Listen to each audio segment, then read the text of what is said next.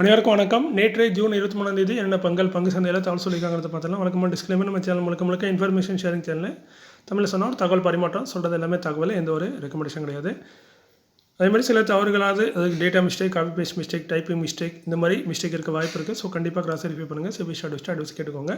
இது ஒரு டிஸ்க்ளைமர் சொல்கிறேன். இதுக்கு அர்த்தம் எல்லாமே தவறுங்கிற மாதிரி அர்த்தம் கிடையாது. இது ஒரு டிஸ்க்ளைமர் சொல்லி தான் ஆகணும் டெய்லி. நான் செபி அட்வைஸ் கிடையாது. நீங்கள் செபி அட்வைஸ் கேட்டுக்கோங்க. We are providing only information, no any recommendation. Please consult your financial services, financial advisor. Please cross verify the data also. இன்றைக்கி வீடியோ பார்த்திங்கன்னா ரொம்ப சின்ன வீடியோ தான். கடந்த ஒரு 6 நாளாக வீடியோ போடலனா, போன ஞாயிற்றுக்கிழமை வீடியோ போட்டது. அதுக்கப்புறம் திங்கள், செவ்வாய், புதன், வியாழன், வெள்ளி, சனி வரைக்கும் வீடியோ போடல. நேற்று ஞாயிற்றுக்கிழமை திரும்ப வீடியோ போட்டிருக்கேன். ஸோ பார்த்திங்கன்னா கிட்டத்தட்ட ஒரு 6 நாளாக வீடியோ போடல. காரணம் வந்து பெருசாக நியூஸ் இல்லை. அதேமாதிரி நான் வெளியூர் போயிருந்தேன், அந்த ஒரு காரணமும்.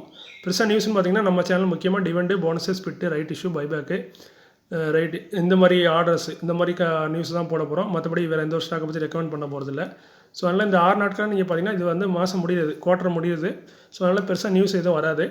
பார்த்திங்கன்னா இந்த போன ஒரு 6 நாட்களில் டிவெண்டு, போனஸ் நியூஸ் பார்த்திங்கன்னா 1-2 ஸ்டாக்கு தான், 3 ஸ்டாக் தான் நியூஸே கொடுத்துருக்காங்க.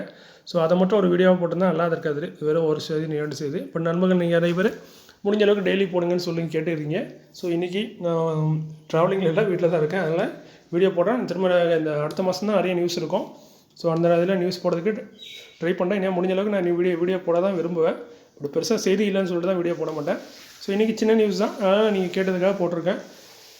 இன்றைக்கி நம்ம பார்க்குறது எல்லாமே அப்கமிங் போர்டு மீட்டிங் மே கன்சிடர் முடிவெடுக்க வாய்ப்பு இருக்க மாதிரி சொல்கிறாங்க. ஃபஸ்ட்டாக பார்க்கக்கூடிய ஸ்டாக் நெஸ்லே இந்தியா லிமிடெட் 2359 ரூபா கரண்ட் பேஸு. 26 ஜூனில் போர்டு மீட்டிங் இருக்குது. போனஸ் கொடுத்து முடிவெடுப்புன்னு சொல்கிறாங்க. செக்டர் பார்த்திங்கன்னா பேக்கேஜ் ஃபுட்டில் இருக்காங்க. இது வந்து 19ஆம் தேதியே வந்துட்டு நான் இன்றைக்கி தான் அப்டேட் பண்ணுறேன். நண்பர் கூட நேற்று கமலில் ரிமைண்ட் பண்ணியிருந்தார். பெம்கோ ஹைட்ராலிக்ஸ் லிமிடெட் 2355 ரூபா கரண்ட் பேஜ். 30 ஜூனில் போர்டு மீட்டிங் இருக்குது. இவங்க ஸ்பிரிட்டு, போனஸ் ரெண்டுமே அனௌன்ஸ் பண்ணால் வாய்ப்பு இருக்குன்னு சொல்கிறாங்க. ஃபேஸலி 10 இருக்குது, அதை மாற்றத்துக்கும் வாய்ப்பு இருக்குது. அதேமாதிரி போனஸும் கொடுக்க வாய்ப்பு இருக்குது. ஸோ ரெண்டுமே கொடுக்கலாம், இல்லை ஏதாவது ஒன்று கொடுக்கலாம். செக்டர் வந்து இண்டஸ்ட்ரியல் ப்ராடக்ட்டில் இருக்காங்க, பெம்கோ ஹைட்ராலிக்ஸ். அடுத்த order receive by listed companies. ஃபஸ்ட்டாக பார்க்குறது ஐடியா 4G டெக்னாலஜிஸ் லிமிடெட் 631 ரூபா கரண்ட் பேஸு. 137 கோடிக்கு ஆர்டர் கிடச்சிருக்கு. கொடுத்தது ministry of defence. NBCC India Limited 120 ரூபா கரண்ட் பேஸு. 296 கோடி 53 லட்சத்துக்கான ஆர்டர் கொடுத்தது Meerut development authority. Solar industries India limited 17,056 ரூபா கரண்ட் பேஸு. 158 கோடிக்கு ஆர்டர் கொடுத்தது ministry of defence. Akash exploration services limited 13 ரூபா கரண்ட் பேஸு. 33 கோடியே 70 லட்சத்துக்கான ஆர்டர் கொடுத்தது oil India limited. HG infra engineering limited 1013 ரூபா கரண்ட் பேஸு. 117 கோடியே 77 லட்சத்துக்கான ஆர்டர் கொடுத்தது military engineer services. RV Encon limited 109 ரூபா கரண்ட் பேஸு. 6 கோடியே 30 லட்சத்துக்கான ஆர்டர் கொடுத்த கம்பெனி பேரை மென்ஷன் பண்ண முடியாது, செகண்ட்னு சொல்லிட்டாங்க. அடுத்து நம்ம பார்க்குறது அப்கமிங் ஐபிஓ. இன்றைக்கி ஒரு ஐபிஓ ஓப்பன் ஆகுது. இந்த ஐபிஓ தான் பார்க்கணும். அது நல்ல கிரே மார்க்கெட் ப்ரீமியம் உள்ள ஒரு ஐபிஓவாக இருக்குது. 24 ஜூனுக்கு ஓப்பன் ஆகுது. க்ளோஸ் ஆகுது 26 ஜூனுக்கு. அலாட்மெண்ட் ஆகிறது பார்த்திங்கன்னா 27 ஜூனு. ஐபிஓ லிஸ்ட் ஆகுது ஜூலை 1 லிஸ்ட் ஆகுது. ஐபிஓ ப்ரைஸ் பேண்ட் பார்த்திங்கன்னா 67 ரூபாலேருந்து 71 ரூபா. ஸோ அதிகபட்சமாக 71 ரூபா வச்சுக்கலாம். ஐபிஓ இஷ்யூ சைஸ் பார்த்திங்கன்னா 119 கோடி. ஸோ மொத்தமாக பார்த்திங்கன்னா ஃப்ரெஷ் இஷ்யூவாக தான் கொடுக்குறாங்க, யாரும் சேல்ஸ் பண்ணல. ஸோ ஃப்ரெஷ் இஷ்யூவாக 119 கோடிக்கு ஐபிஓ கொண்டு வந்திருக்காங்க. 67லேருந்து 71 ரூபா ப்ரைஸ் பேண்டு. நம்ம ஒரு லாட் பார்த்திங்கன்னா கிட்டத்தட்ட 211 ஷேர் வரும். கிட்டத்தட்ட 14,981 ரூபா நம்ம வந்து இதுக்காக அக்கௌண்ட்டில் பிளாக் பண்ணுற மாதிரி இருக்கும். நம்ம ஒரு ஸ்மால் ரீட்டைல் கேட்டகரியில் வரும்போது ரீட்டைல் கேட்டகரியில் 13 லாட் வரைக்கும் நம்ம அப்ளை பண்ணலாம். இதுவே ஸ்மால் HNA இருந்தால் 14 லாட் வரைக்கும் நம்ம அப்ளை பண்ணலாம். கம்பெனியோட ஃபண்டமெண்டல் பார்த்திங்கன்னா இவங்க வந்து பேர் வந்து Globe civil project limited. Globe civil project limited பேரில் இருக்க மாதிரி சிவில் ஒர்க்கு தான். அது முக்கியமாக இன்ஃப்ராஸ்ட்ரக்சர் சம்மந்தப்பட்ட தொழில் இருக்காங்க. ரயில்வே ப்ராஜெக்ட்டு, கவர்மெண்ட் ப்ராஜெக்ட், அப்படி நிறைய ப்ராஜெக்டில் இவங்க இருக்காங்க. ரயில்வே பிரிட்ஜு, இந்த மாதிரி பெரிய பெரிய பிரிட்ஜு அமைக்கிறது, இந்த மாதிரி ப்ராஜெக்ட்லாம் பண்ணிகிட்ருக்காங்க. ஸோ கம்பெனியோட ஃபண்டமெண்டல் பார்க்கும்போது நல்லா தான் இருக்குது.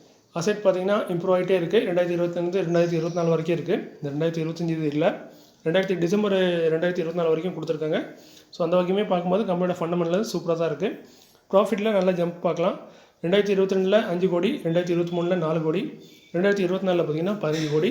இப்போ டிசம்பர் வரைக்குமே 17 கோடி ப்ராஃபிட் பண்ணிட்டாங்க இந்த 2025 டிசம்பர் வரைக்குமே. ஸோ நல்ல ஒரு ப்ராஃபிட் இந்த வருஷம் மார்ச் 2025 நல்ல ஒரு ப்ராஃபிட்டை போஸ்ட் பண்ணுவாங்கன்னு நினைக்கிறேன். ஏன்னா ஆல்ரெடி 11 கோடியை கிராஸ் பண்ணிட்டாங்க.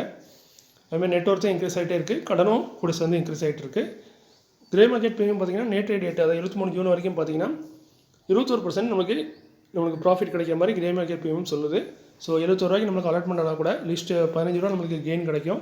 லிஸ்ட் ஆகிறது 86 ரூபாய்க்கு லிஸ்ட் ஆகிறதுக்கு வாய்ப்பு இருக்க மாதிரி நேற்று கிரே மார்க்கெட் ப்ரீமியமில் சொல்கிறாங்க.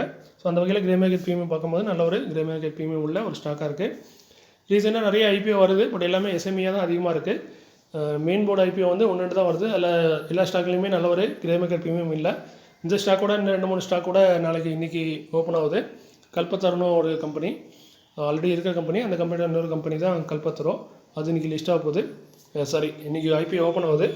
அதுலேயும் பார்த்தீங்கன்னா கிரே மார்க்கெட் ப்ரீமியம் வந்து ₹1 இல்லை 1% தான் இருக்குது. ஸோ இந்த கிரே மார்க்கெட் ப்ரீமியம் மட்டும் தான் கொஞ்சம் நல்லாயிருக்கு. ஸோ அதனால் இந்த ஸ்டாக்கை பற்றி உங்கள் ஃபைனான்ஷியல் அட்வைஸ் கிட்ட கேட்டு ஐபிஓ அப்ளை பண்ணாமா வேண்டாமாங்கிறத முடிவு பண்ணுங்கள். அதுமாதிரி ஹெச்டிஎஃப்சி ஃபைனான்ஷியலோட ஐபிஓ கூட ஓப்பன் ஆக போகுது. அதை பற்றி நான் நாளைக்கு இன்னொரு வீடியோவில் நம்ம மென்ஷன் பண்ணுறேன். ஸோ இன்றைக்கி இந்த காலையில் உங்களுக்கு பெருசாக பயனுள்ளதாக இருக்குன்னு எனக்கே தெரியும். மீண்டும் ஒரு நல்ல காலையில் உங்களை சந்திக்கிறேன். இப்படிக்கு உங்களில் ஒருவன். நன்றி, வணக்கம்.